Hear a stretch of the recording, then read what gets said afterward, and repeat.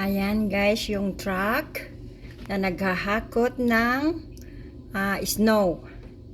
So ayan guys, nakikita nyo. Ayan, siguro hindi lang 20 trucks na ang nahahakot nila dahil sa snow sa kalsada. Ayan, snow plow.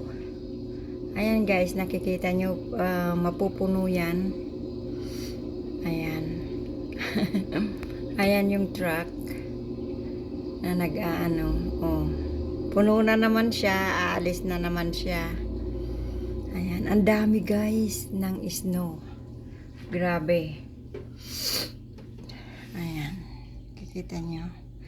Andito ako ngayon nagwo-work sa work ko. Kaya sinamantala ko. Ayan, nagpa-plow sila guys. Ayan.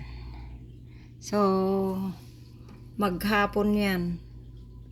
Everyday. Basta nag-snow, heavy snow, ganyan ang ginagawa nila. Hihintayin nila yung yung truck. Yan. Para mas madaling malinis yung mga snow. Ayan, kalsada lang guys ang ang pinaplaw nila, yung mismong main road. Yan, lahat ng kalsada. Kasi ayan, ipopokus ko yung Ayan guys, kakapal.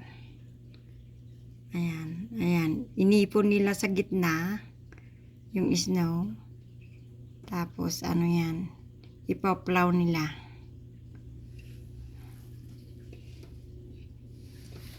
Oh, diba? Malalaking bahay dito yung nililinisan ko.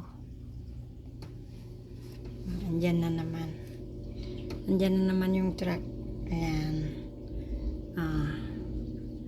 Marami silang truck na ganyan. Ayan, titingnan nyo guys. Ayan. Ayan oh. Snow. Ayan.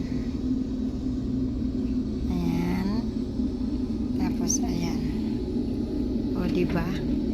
Mapupuno yan. Tapos iba na naman na Ayan, sunod-sunod sila. Ayan, sunod-sunod sila.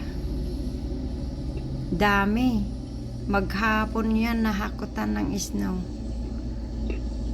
Ayan. Kita mo yan, may nakasunod na truck na naman nakaabang. Pag mapuno na yun, yung truck na yun, may susunod na naman. Ayan, maghapon yan.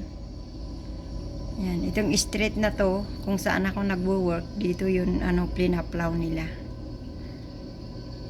Oh. Kaya kikita na naman ang mga trucks. Ayan. Ayan, sunod naman itong truck na to, kakargahan niya. Ayan, nakita nyo? Puno na. Snow lahat yan guys. Ayan na naman itong isa. Magbabaking lang. Tapos kakargahan niya din yung isa. Grabe no? Ayan.